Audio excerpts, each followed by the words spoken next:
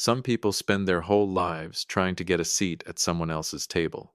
I spent mine building a floor underneath theirs without ever telling a soul, and the day my daughter's husband decided our name wasn't good enough to carry, he found out what happens when you kick the foundation out from under your own house. Keep that in mind, friends, because everything that comes next makes a whole lot more sense once you understand what kind of man I am. Welcome. Settle in, pour yourself something warm, and remember the people in these stories had every opportunity to do right. They just couldn't help themselves.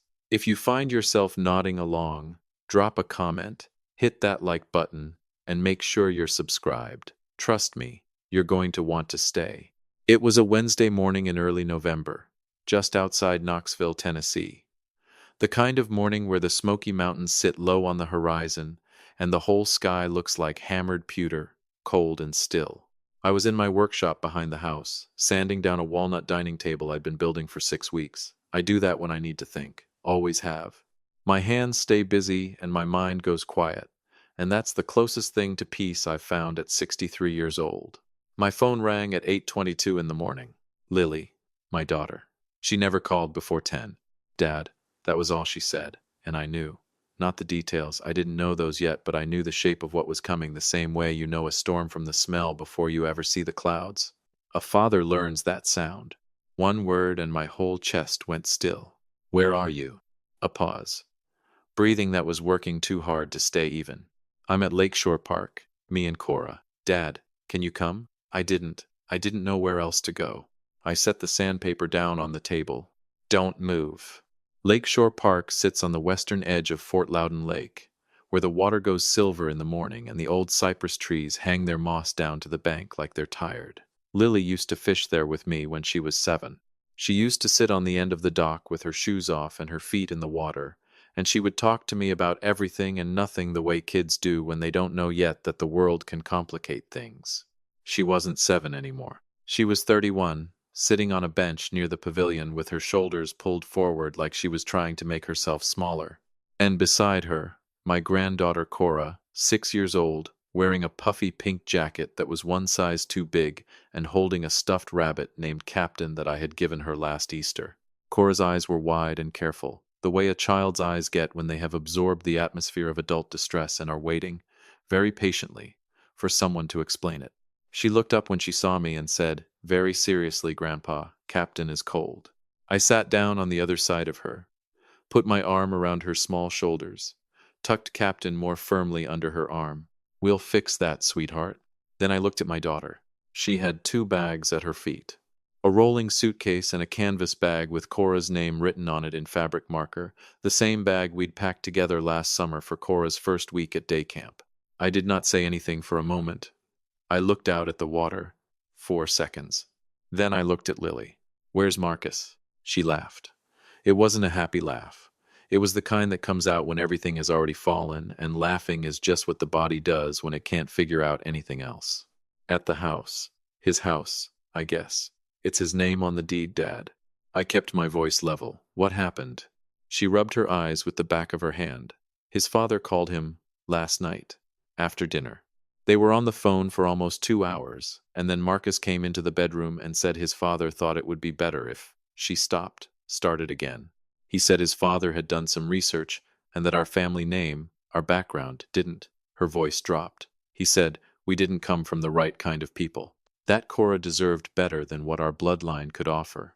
I sat with that word for a moment. Bloodline. Turned it over slowly. The way you turn a stone to see what's underneath it.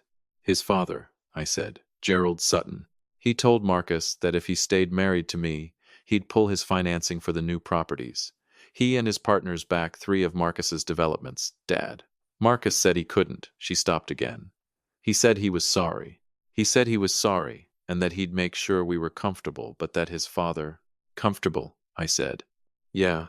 Cora leaned into my side and offered Captain to me. I took the rabbit, held it in both hands for a moment, and handed it back. Okay, I said. I stood up. Slow, deliberate, the way I do when my mind has already gone 3 steps ahead and my body is just catching up. Grab the bags, Lily. She looked up. What? The bags. Grab them. We're not doing this on a park bench. Dad, where are we going? I reached down and took Cora's hand in mine. Get in the truck. She knew that voice. Every child of mine knows that voice. The one that doesn't negotiate. She picked up both bags, and we walked to my truck without another word. My old blue F-250 that I've driven for 11 years because I never saw any reason to drive something newer when the thing you have still runs. Clean. We drove east on North Shore Drive, then merged onto I-40 toward Farragut. Lily kept glancing at me the way my daughter kept watching me from the passenger seat, waiting for reassurance, waiting for me to explain or comfort or react the way people expect a father to react. I turned on the radio instead. Merle Haggard. Dad, you're being quiet in a way that's making me nervous. Good, I said. Means you're still paying attention. Where are we going? Where are we going? I'd asked myself that question 37 years ago, 26 years old with $2,000, a used pickup truck, a contractor's license I'd earned by working other men's jobs for 4 years, and an idea that wouldn't leave me alone. I'd asked myself where I was going every morning at 5 o'clock for the better part of 4 decades. I'd answered that question one poured foundation at a time, one finished building at a time, one lease signed and one property deed transferred at a time. I never told anybody. Not my neighbors, not my brother Ray, not my late wife Margaret in the full accounting of it. She knew enough. She knew the important parts. She knew why we kept it quiet. She used to say that the loudest thing about me was my silence, and she meant it as a compliment. I watched my daughter grow up in a modest house on a modest street because I watched what happened to men who let their money get bigger than their caution. I drove the same truck for 11 years and wore the same Carhartt jacket to every job site because I was never building anything to impress anybody. I was building something to last. Gerald Sutton looked at my daughter and decided her bloodline wasn't worthy. He had no idea whose ground he was standing on. We pulled off the highway onto a service road in West Knoxville, past a row of commercial properties. I knew the way, I know the lines on my own hands, until I turned through a gated entrance onto a private lane that opened onto a property complex stretching across what used to be 40 acres of old farmland. The sign at the main building was clean and simple. Steel letters on a dark stone facade. Ridgeline Property Group. Lily went very quiet. The main building alone ran 6 stories. Behind it, 2 additional structures, management offices, and a document center connected by a covered walkway. We built the 3rd building in 2019. I remember standing in the rain watching the first column go in and thinking that Margaret would have laughed at me, standing in the mud grinning like a fool at a building. Dad. Lily's voice had changed completely. What is this? I parked the truck, sat there for just a moment looking at what 37 years of early mornings and handshake deals and reinvested margins and absolute silence had built. This, I said, is yours. I looked over at her. Ours. Has been for a long time. Cora pressed her face against the window and said, It's big, Grandpa. It is, sweetheart. I called ahead from the parking lot. My operations director, Donna Marsh, 22 years with me, the kind of woman who can tell something is in motion from the tone of a single sentence, met us in the lobby. She had already arranged for one of the administrative assistants, a young woman named Tess, to take Cora to the conference lounge on the 2nd floor, which had a television and a couch and a small kitchen stocked with juice boxes and graham crackers. Cora went willingly, Captain tucked under her arm, already asking Tess whether the television had any shows about horses. I turned to Lily. Come with me. I walked her through the building the same way I walk every floor I own, slowly, paying attention, noticing everything. The main floor housed our regional management team. 43 people worked in this building on any given weekday. Another 60 across the 2 secondary properties. We held commercial real estate across 9 counties in East Tennessee, industrial parks, retail anchors, mixed-use developments, 3 medical office complexes. We had been the silent landlord behind more businesses in this region than most people in this region would ever guess, including, as it turned out, Gerald Sutton's. I let Lily absorb the floor. I watched her the way I used to watch her read, waiting for the moment her face caught up to what her eyes were taking in. She stopped in the middle of the main hallway and looked up at the ceiling, then back at me. Mom knew? She knew enough. She knew the important parts. I started walking again and she fell into step beside me. She also understood why we didn't make it common knowledge. Money changes the way people see you, Lily. It changes the way they see themselves around you. I wanted you and your brother to build your own confidence. Know that whatever you made it yourself, not because of what I had. She was quiet for a long time. 37 years, she finally said. 37 years. And you drove that truck. Still do? We ended up in my corner office on the fourth floor. I poured us both coffee, sat down behind my desk, and laid 3 folders across the surface between us. Financial summary, organizational structure, and a third folder with the name of a company printed on the tab in plain black letters. Sutton Meridian Development Group. Lily looked at it without touching it. That's Gerald's company. Gerald Sutton has been leasing 3 commercial properties through Ridgeline for 11 years. I opened the folder toward her. 2 retail anchors in the Farragut corridor, and 1 mixed-use building downtown. His quarterly lease payments run through this office. His development financing on the current North Shore project is secured in part against the equity value of those leases. She was reading. I watched the moment it landed. He's been paying you, she said quietly, for 11 years, while he was sitting at his dinner table, telling Marcus our bloodline wasn't worthy, yes. The room was very still. What are you going to do? I slid the first document across the desk. It was a formal lease review notice, standard language, nothing aggressive, the kind of correspondence that goes out during any routine portfolio evaluation. I had drafted it that morning before I left for the park. It notified Sutton Meridian Development Group that Ridgeline Property Group was conducting a comprehensive lease and covenant review across its commercial portfolio, effective immediately, with all renewal options frozen pending completion. Standard procedure, entirely within the terms of every lease I had ever drafted. Page 8, Section 3, Addendum B. I knew because I wrote the addendum. The review gives Gerald 30 days to respond. During that window, his renewal options are suspended. His financing on the North Shore project, I paused, requires those renewal options to be active. If they're frozen when his next bank review lands, his lender will want to renegotiate. Lily looked at me. That's legal, I said. Completely standard.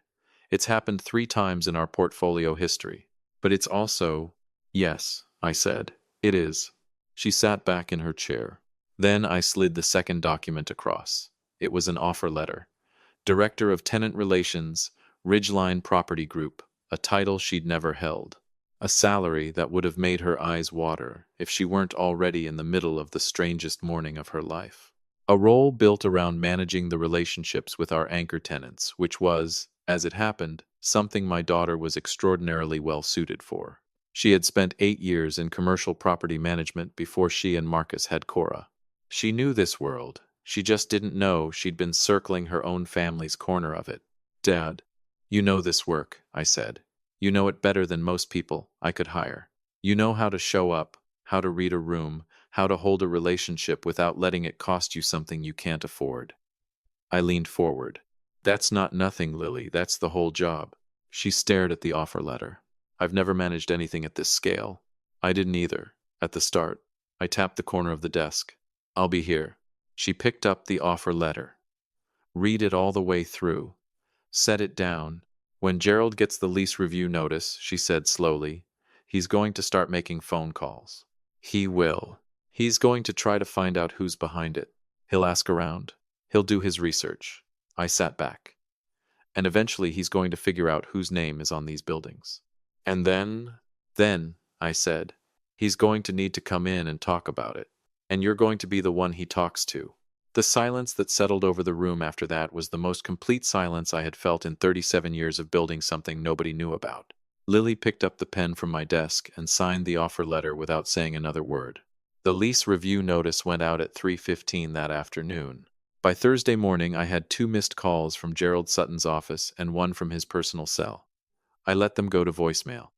He wasn't ready to have the right conversation yet. He needed a few more hours to understand who he was actually calling. Lily was at her desk by 7:45 Friday morning. I had shown her the office Wednesday evening, after Tess had brought Cora back downstairs with a drawing she had made of Captain the Rabbit using the conference room whiteboard markers, and Lily had set that drawing in the corner of her desk and left it there. She was standing when Gerald Sutton walked in, not sitting, trying to look official. Standing, relaxed, one hand resting on the back of her chair.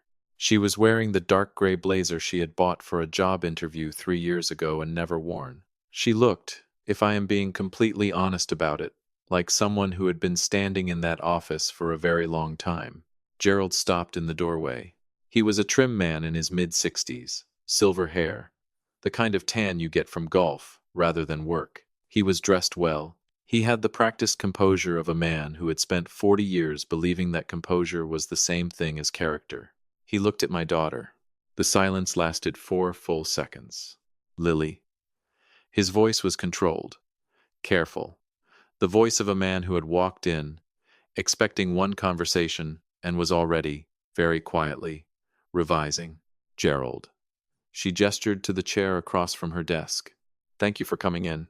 Please, sit down. In a room whose deed carried my name, I stood in the hallway just beyond the glass, where I could hear everything without being visible. That was where I needed to be, not inside. This was not my room to be in. I heard the chair move. I heard Gerald settle. I heard the particular quality of silence that fills a space when two people who have shared holiday dinners and family photographs are sitting across from each other in an entirely different kind of room. I think there may be some confusion, Gerald started. Smooth, practiced, the voice of a man who has always been very good at reframing a situation before it can frame him, about the review notice. Sutton Meridian has been a tenant in this portfolio for 11 years. Our payment history is spotless. Our covenant compliance is immaculate, Lily said. I've reviewed the file. A brief pause. He hadn't expected agreement. So then this review is standard practice. Her voice was steady. Not hard, not cold. Just final, the way the ground is final when you step on it. Ridgeline conducts periodic portfolio reviews. It's in your lease agreement. Page 8, Section 3. Silence. Lily. Gerald's voice dropped a register.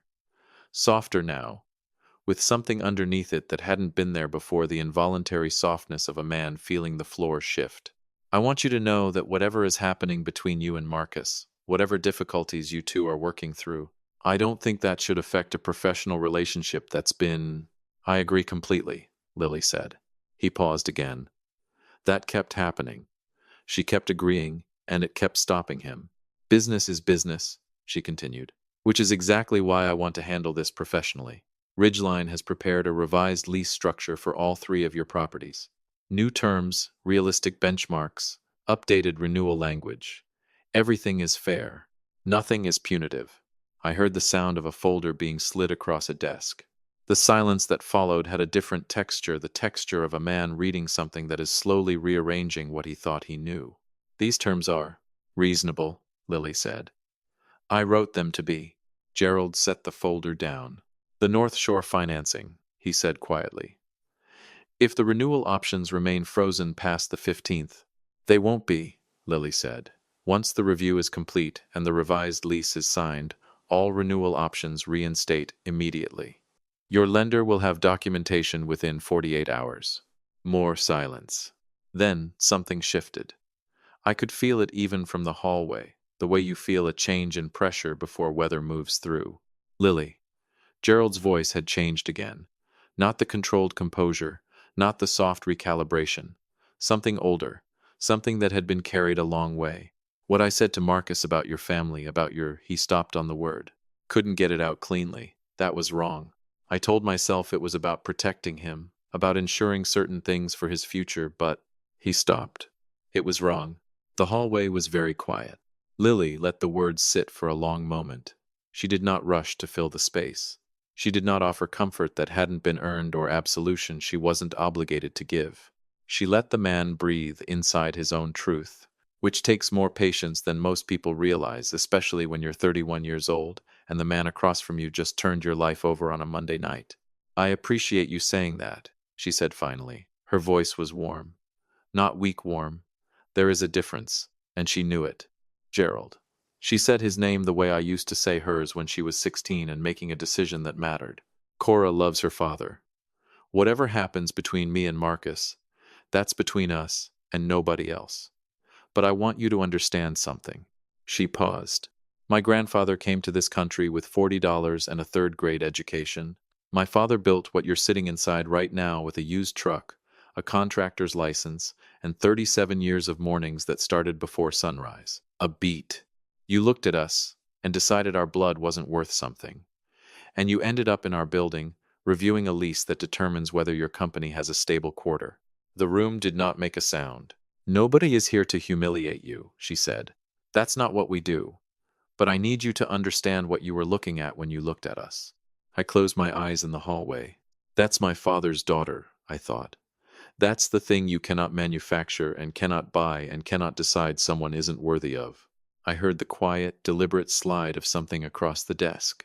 A pen. And then, 8 seconds later, the softest sound in the world. The scratch of a pen moving across a contract page. Gerald Sutton signed the lease. Lily signed beneath him. Calm and steady, the way you sign something you've already decided. Nobody said anything else about bloodlines. Nobody made a speech. Nobody needed to.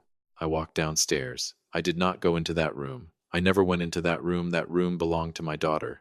I walked out through the lobby, through the front entrance, and stood next to my old blue truck in the parking lot and looked up at the gray November sky for a long, quiet moment. Cora was in the lobby behind me. I knew, because I had seen the light on in the conference lounge and heard the sound of a cartoon horse through the window. She was safe. She was warm. Captain the Rabbit was with her. That's what this was always for. 37 years. Not one day of it was revenge. I am not a man built for revenge.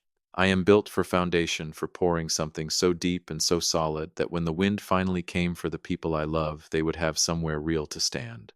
I thought about my father handing me $2,000 in a coffee can in 1989, his hands rough from 40 years of plumbing work, his eyes saying everything he couldn't find words for.